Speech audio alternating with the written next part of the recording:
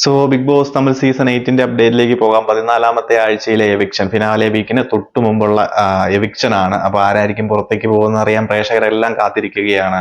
അപ്പം നമ്മുടെ eviction update കിട്ടിയിട്ടുണ്ട്. അതിൽ ഈ ഒരാഴ്ച ആദ്യ എവിക്ഷൻ നടന്നിരിക്കുന്നത് അരുൺ പ്രശാന്ത് സീസൺ 8ൽ നിന്ന് പുറത്തേക്ക് പോയി എന്നാണ് നിലവിൽ നമുക്ക് ലഭിക്കുന്ന ഒരു റിപ്പോർട്ട്.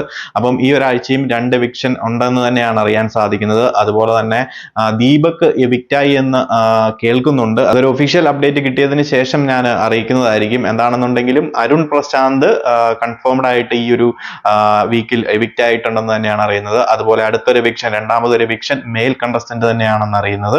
അപ്പോൾ അത് ആരാണെന്നുള്ള കാര്യം ഞാൻ ഒഫീഷ്യലി അറിഞ്ഞതിന് ശേഷം അറിയിക്കുന്നതായിരിക്കും. എന്താണെന്നുണ്ടെങ്കിലും അരുൺ പ്രശാന്തിന്റെ ഒരു എവിക്ഷനെ സംബന്ധിച്ച് ഒരു ഫെയർ എവിക്ഷൻ തന്നെയാണ്. എന്നാൽ ദീപകിന്റെ എവിക്ഷൻ കൂടെ ഉണ്ടെന്ന് അറിഞ്ഞതിൽ ഒരു അൺഫെയർ അതിനകത്ത് എനിക്ക് തോന്നുന്നുണ്ട്. കാരണം പവിത്രയൊക്കെ അവിടെ നിൽക്കുമ്പോൾ ദീപക് അരുൺ എവിക്റ്റ് ആകുക എന്ന് പറയുന്നത് തീർത്തും അൺഫെയർ തന്നെയാണ്. പവിത്ര അതുപോലെ തന്നെ അരുൺ എവിക്റ്റ് ആയി കഴിഞ്ഞു കഴിഞ്ഞാൽ അതൊരു ഫെയർ ആയിട്ടുള്ള എവിക്ഷൻ എന്ന് തന്നെ നമുക്ക് പറയാം. കാരണം 7 പേര് ഈ ഒരു ആഴ്ച എവിക്ഷനിലുള്ളപ്പോൾ നിലവിൽ നോമിനേഷൻ ഉള്ളവർ മുത്തു അതുപോലെ തന്നെ സൗന്ദര്യക്കൊക്കെ നല്ല ലീഡിംഗ് ആയിട്ടുള്ള വോട്ട് കിട്ടുന്നുണ്ട്. വിശാലിന് ഒരു പരിധിവരെ വോട്ടിംഗ് ഉണ്ടെന്നാണ് അറിയാൻ സാധിച്ചത്. അതുപോലെ തന്നെ ജാക്ലിനും ഉണ്ടെന്നാണ് അറിയാൻ സാധിച്ചത്.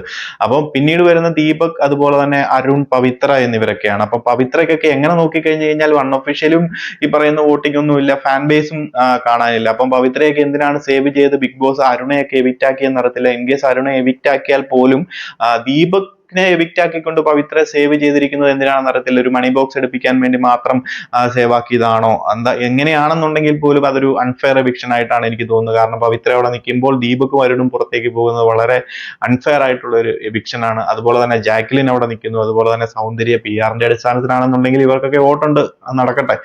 ജാക്ലിനും വോട്ട് കുറവുണ്ട്. അപ്പോൾ അതിങ്ങനെ വെച്ച് നോക്കുമ്പോൾ ദീപകിനെ എവിക്റ്റ് ചെയ്യുക എന്ന് പറയുമ്പോൾ അത്യാവശ്യം വോട്ടൊക്കെ ഉണ്ടെന്നാണ് അറിയാൻ സാധിച്ചത്. എന്താണെങ്കിലും നമുക്ക് നോക്കാം. നിലവിൽ രണ്ടാമതൊരു എവിക്ഷന് വേണ്ടിയിട്ട് വെയിറ്റ് ചെയ്യുകയാണ്.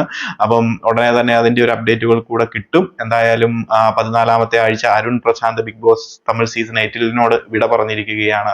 അപ്പോൾ ഈ ഒരു എവിക്ഷനെ പറ്റി നിങ്ങൾ പ്രേക്ഷകരുടെ അഭിപ്രായം ഒന്ന് കമന്റ് ആയിട്ട് അറിയിക്കുക. ഈ ഒരു എവിക്ഷൻ ഫെയർ ആണോ അൺഫെയർ ആണോ എന്നതിനെ കുറിച്ച്. കൂടുതൽ അപ്ഡേറ്റുകളുമായി മറ്റൊരു വീഡിയോയിൽ കാണാം.